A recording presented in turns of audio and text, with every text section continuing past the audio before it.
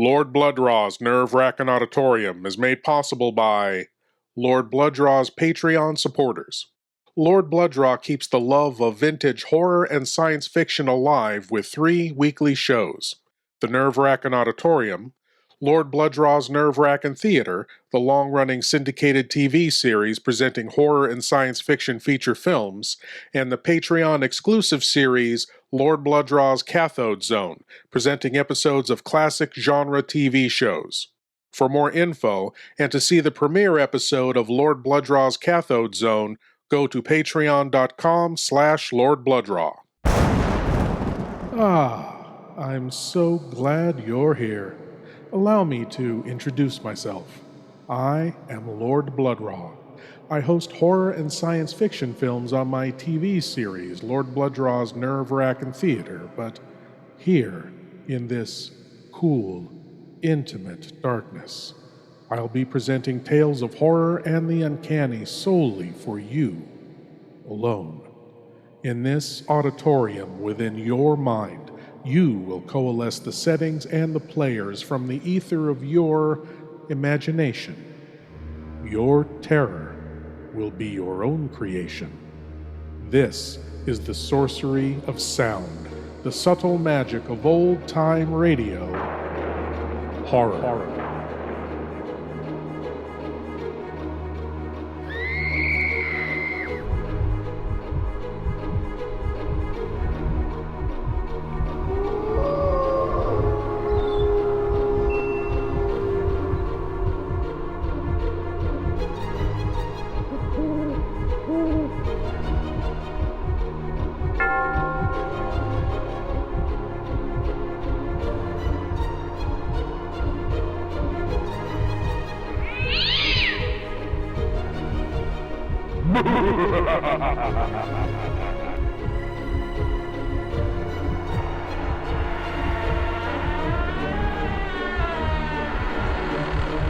Please leave your eyes at the door.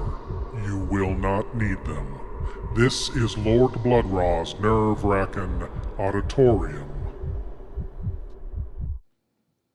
Did you know every culture known to humankind has its own mythology concerning vampires? They may take various forms, vaguely human or completely non-human. They may prey exclusively on men or women or children, but they all have one thing in common. They thrive on blood. The Eastern European vampire mythology is the one most find familiar. Here is a quite familiar type of vampire in an unfamiliar setting. Here, from Theater 1030, comes the tale, Two Little Punctures. Time to tell tales of the unaccountable, of apparitions by night and phantoms in shadow. Time to tell strange stories of fantasy and the supernatural. Theater 1030 presents Two Little Punctures by Anthony Lee Flanders, starring John Scott as George, with Paul Kligman as Harry and Ed McNamara as Bill.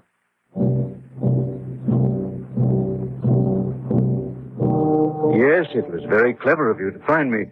It's not many that would have suspected my connection with an event that happened so long ago and so far away. But you're quite right. I was in Peru in 1948, and though my name was never connected with the story, I was there when it happened. I suppose it doesn't matter now if I tell you about it. And it isn't often that the newspaper sends out a pretty young lady to interview me. So I'll tell you the story. It can't hurt me now. I'm an engineer, practical man, 35 years with the same oil company. I have a house, mortgage paid off, 2 cars, a family, a portfolio of investments. Not exactly what you'd call a nut. So I'll tell you about it. It was actually in late 1947. I was sent to Calera, Peru. It's on the Pacific coast, the furthest point west on the South American continent.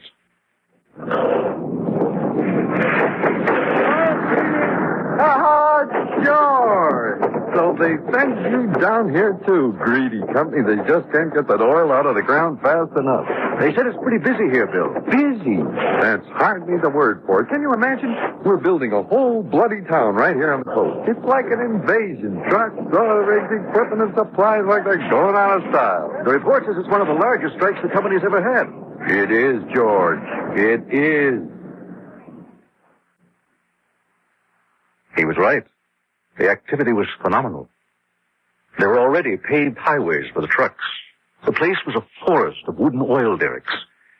When they were done with a derrick, they just left it and moved on. And they were building a town. A house a day was being completed in assembly line fashion. And as fast as they finished them, the employees brought their families in to live there. I sent for Barbara, my wife.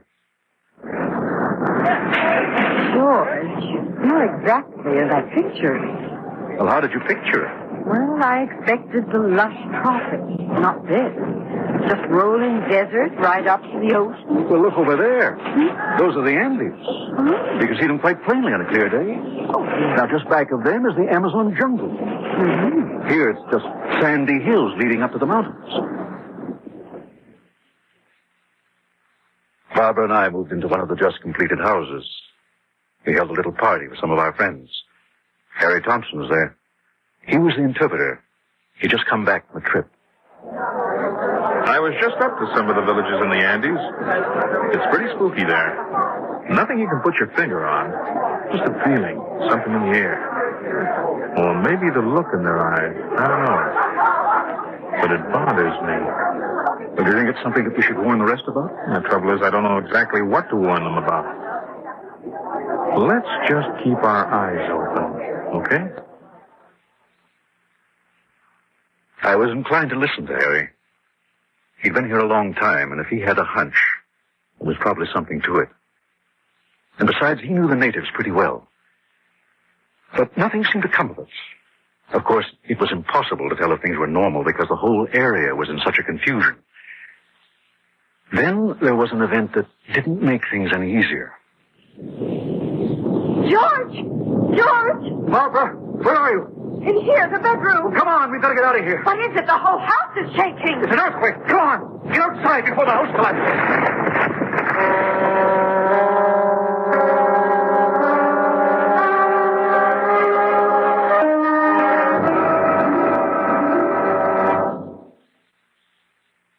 It was one hell of an earthquake. Actually, a whole series of them between the Andes and the Pacific coast for a couple of 100 miles north and south.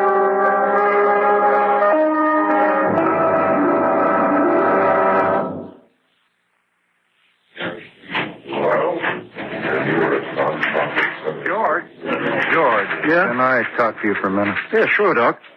What is it? Well, look, we're going out of our minds over at the hospital. We've got beds for 40 patients, and God only knows how many hundreds need medical help. They're camped all over town.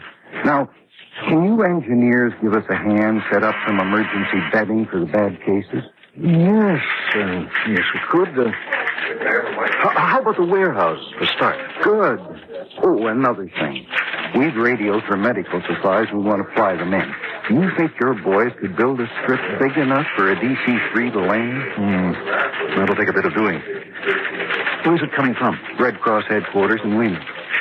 Well, I'll get to work in the warehouse. I'll see what can be done about the strip.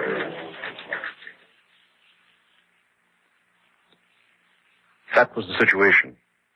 Chaotic and primitive. The natives were completely illiterate. Most wandered around naked all the time. The people from the company had been inoculated against everything, and of course, we got the best medical treatment. But there just wasn't enough to go around for all the natives.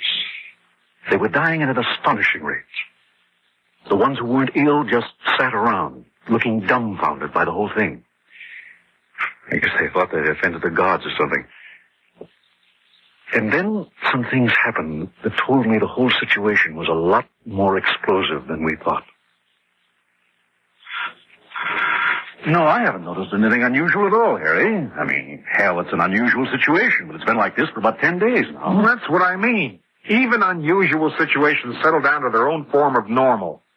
But last night, I thought I noticed something different. Hey, It's funny you should mention that.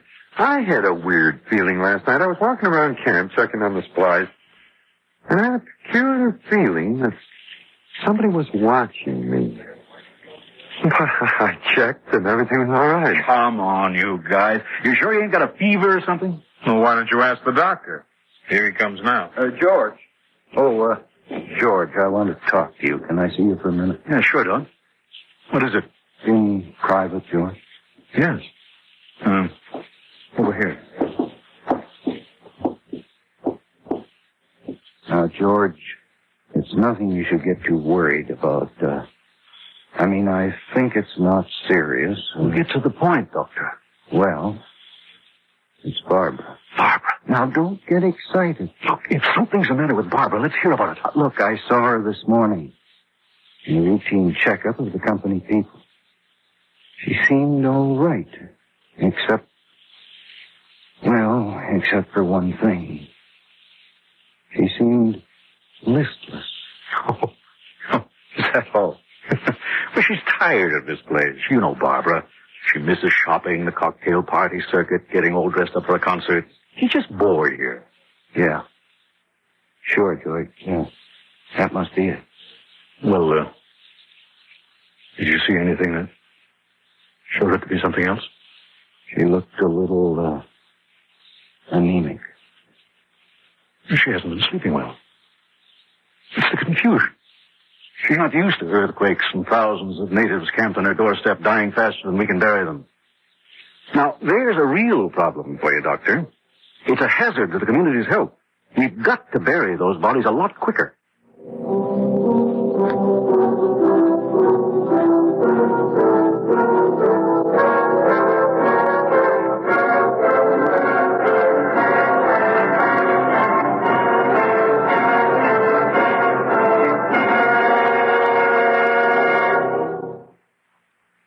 The situation was getting steadily worse. The earthquakes had struck for hundreds of miles up and down the coast, and medical supplies were desperately short. The Red Cross flew in what they could, but it wasn't nearly enough. The natives continued to die. There was a change of mood in the camp, a growing restlessness, a feeling it's hard to describe, among the natives. One morning it was more noticeable than ever. It doesn't look good. No, we were just discussing, George and I. There is something strange going on. Did you notice the natives? They look spooky as hell. I came up behind one this morning, tapped him on the shoulder. He damn near jumped out of his skin. Well, something happened last night. I don't know what it was. I heard a couple of them talking. They were whispering about something they saw last night. I asked them what they were talking about, but they wouldn't answer. They just slunk off. Same thing with all the others, I asked. I think we'd better keep a close watch on them. Break out the weapons, the ammunition. We're outnumbered here 25 to 1. If they ever decide that we're not welcome, well, look out. Harry, they wouldn't do that. They know we're friendly. I'm not sure. They're a spooky bunch. No one can tell for sure what they're thinking. Maybe Bill's right. We better get the guns out, just for our own protection. I didn't like that.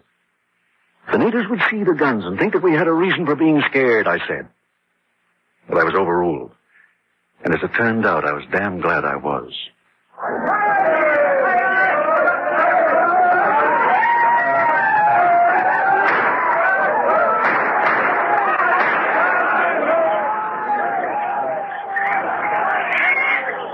What is it? I don't know. I was just sitting up here on guard when all of a sudden there was a panic. Just like that, a stampede. Natives running everywhere, screaming and yelling. Oh, they looked like they were scared out of their minds. They were about to overrun the supplies, so I fired in the air a few times. That quieted them down. They seem to have settled down. I talked to the chiefs. They're trying to get them back into the camp. Did you see anything, Harry? No, not myself. But I heard some of them yelling about a woman in white up there on the cliffs. Oh, that's all we need. Some crazy woman walking around in the moonlight. Spook these savages like crazy in a situation like this. The woman in white was Barbara. Well, I'm pretty sure it was anyway. When I got home, she was in bed, wearing her white negligee, the full-length one. It was dirty around the bottom. She had clay on her feet, clay from the cliffs. I figured that she'd had one of her dreams, but she'd taken the sleeping pills the doctor gave her. She couldn't wake up, so she ended up walking in her sleep. I used to walk in my sleep when I was a kid, so I knew something about that. I didn't tell anyone it was Barbara, though. There's no need to get people upset. I didn't even tell her. She was nervous enough about the situation. Telling her she was sleepwalking wouldn't have made her feel any better. I told her I had tracked the clay into the house, and she must have picked it up that way. She didn't say anything. In fact, she didn't even seem to notice. She seemed, well, lethargic is the word, I think. The situation in town, though, is the complete opposite. That night,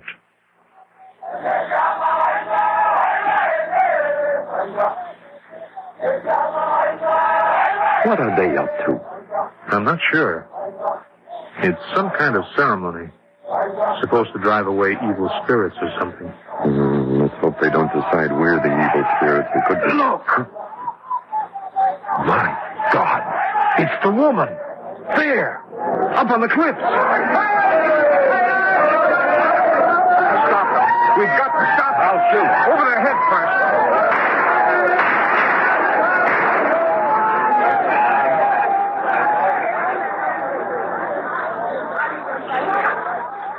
Now, what are they doing? I think the chief wants to talk to us. I'll go see what it is. No, you better not. I think it's okay. He wants to show me something. I don't like it. Hey, doctor, come in. Did you kill any of them? No, I shot over their heads. Doctor, what in the hell is going on? I think I have an idea. Doctor, will you come with me? Bill, call George up here.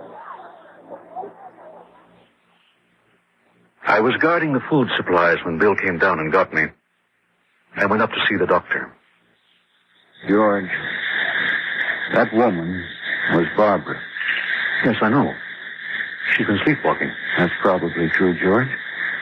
But you've got to stop her from walking up there on those cliffs.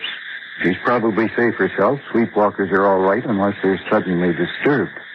But she's scaring the hell out of the natives. Well, she did look a little eerie, but that shouldn't scare them. It's just a woman. You can't harm them. That isn't what they think.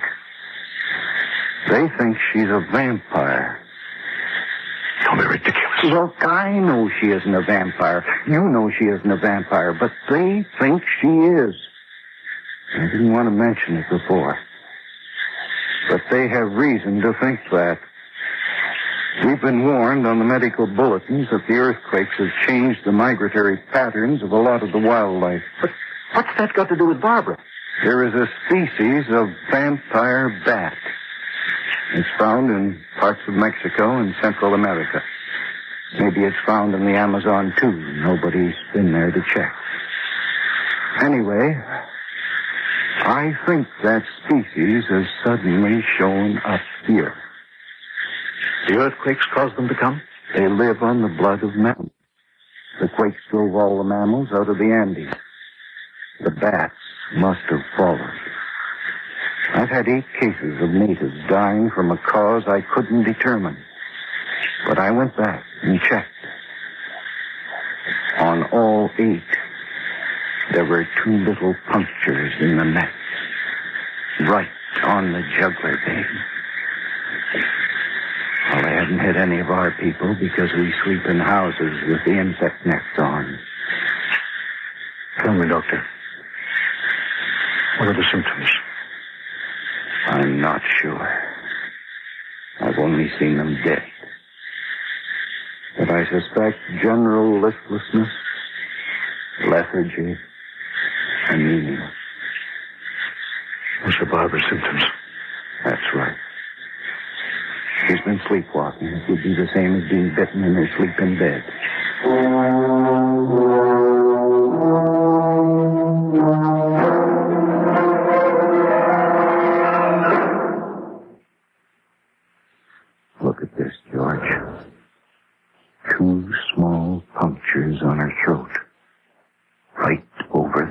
shoulder pain. You've got to do something. Difficult, George. It's very difficult. We have no idea what the effects of this are. Well, people are dying from it. But we don't know why. We've got to make sure that she doesn't get out again. And make sure nothing gets in. You keep a watch on her. I'll wear the Red Cross in Lima. They should have some experience with this sort of thing. I'll get right at it. I kept a constant watch on Barbara. I don't think I slept for 2 whole days. On the second night, she seemed better. Here, I brought you some food. Yes. I think I'd like to eat now. You haven't eaten for 3 days. Do you remember anything? No, I've been sleeping. I've been so tired lately. I've had bad dreams. Oh, George, can we leave here? I'm so frightened. If we don't leave right away, something terrible is going to happen. Something very terrible.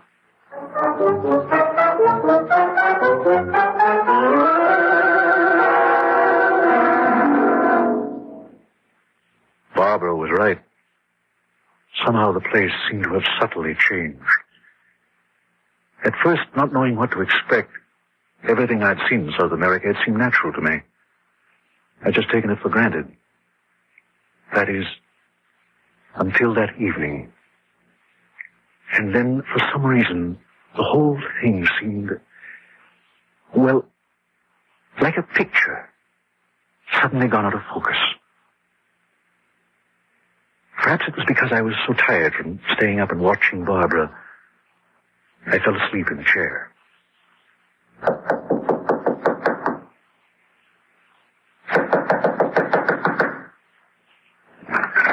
Anybody home?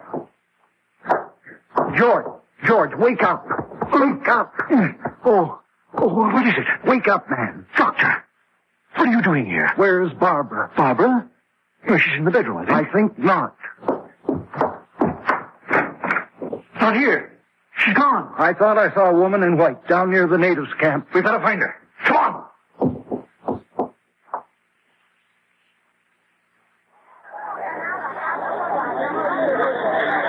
Where did you find her, Bill? Up on the cliffs again. I think the doctor better look at her, George. There's blood on her neck.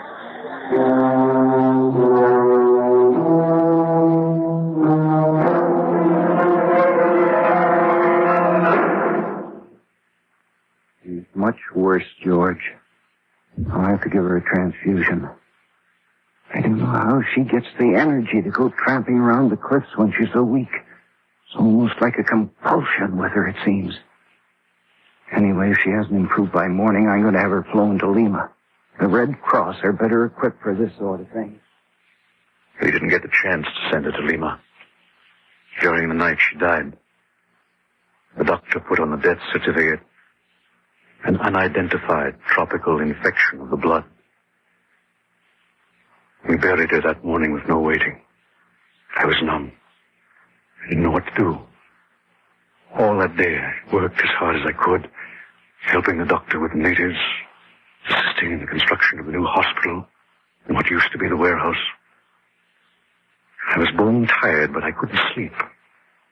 I didn't want to lay down and have to face my thoughts. That night, still not able to sleep, I stood guard duty with Bill. Some muggy night, eh? Yeah, it sure is.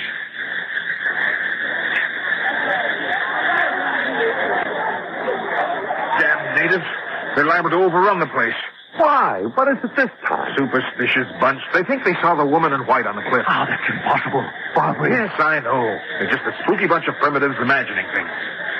Look, George, why don't you get some sleep? Get the doctor to give you something. The doctor gave me some pills. I took 2 of them and fell asleep almost immediately. It was exactly what I wanted. But I kept dreaming about Barbara. I dreamt I saw her walking on the cliffs, her white flowing gown trailing out behind her, silhouetted against the sky. I dreamt she came to me while I was sleeping. She didn't make a sound. She seemed to glide into the room, but not from the door, through the window. She came to the bed and leaned over me. And then she kissed me on the neck for the longest time. And then she left. In the morning, George, you look worse this morning than before.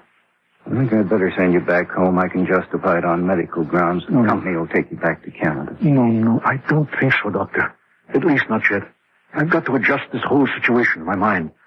If I go back, it'll be unresolved. I won't have accepted anything. I don't think I could live with it if I just run away. Let me stay a little longer.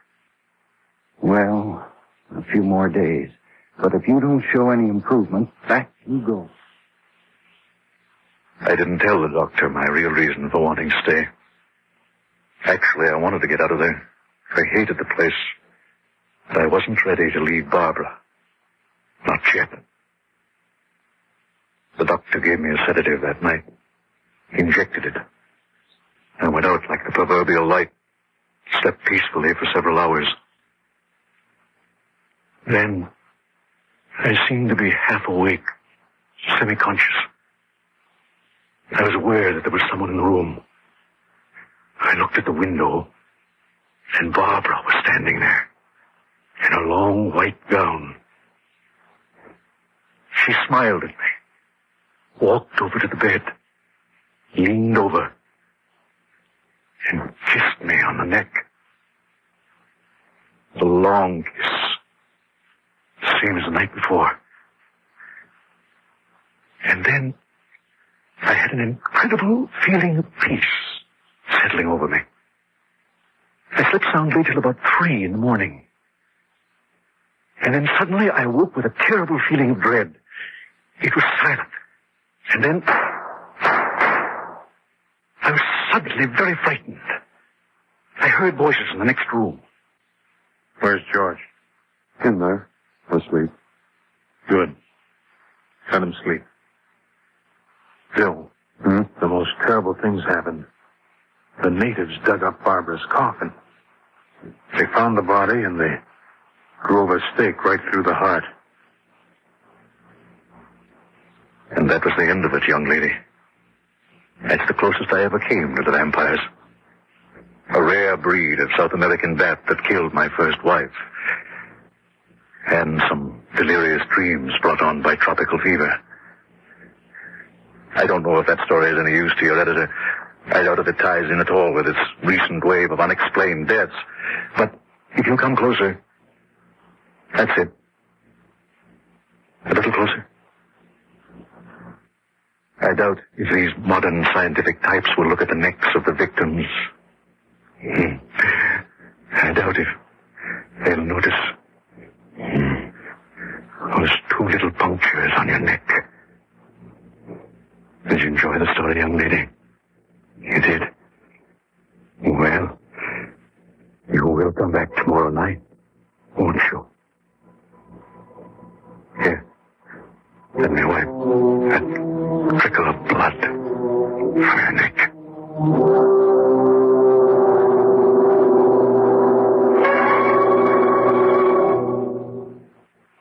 Theater 1030 has presented Two Little Punctures by Anthony Lee Flanders, with John Scott as George, Vivian Reese as Barbara, his wife, and Ed McNamara as Bill, his friend. Paul Kligman was heard as Harry, and Neil Leroy as the Doctor. The sound effects were by John Sliz. Technical operation, John Skillen. Theater 1030 is a CBC Toronto presentation. This is Bill Lorne speaking.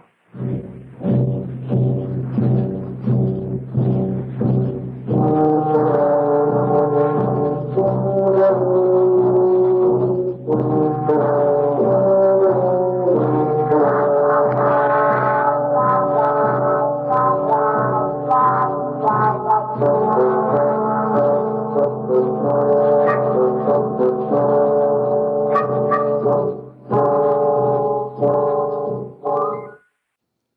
I'd like to make an observation at this point. It always seems to be the superstitious, the simple, the quote-unquote savages in this type of story that are the first to truly realize the danger. The supposed smart, sophisticated, modern types blindly muddle on, ignoring the warnings of the natives, and just stumble into their own deaths, not realizing the truth until it's far too late. Yes, every culture on Earth has its own mythology about vampires. The definition of a myth is a traditional story explaining some natural or social phenomenon. So, doesn't that mean there must be some truth to these vampire myths?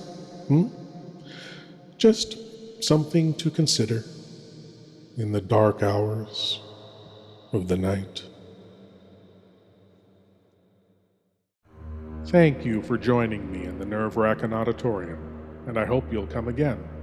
But now it's time for you to rejoin the, real world.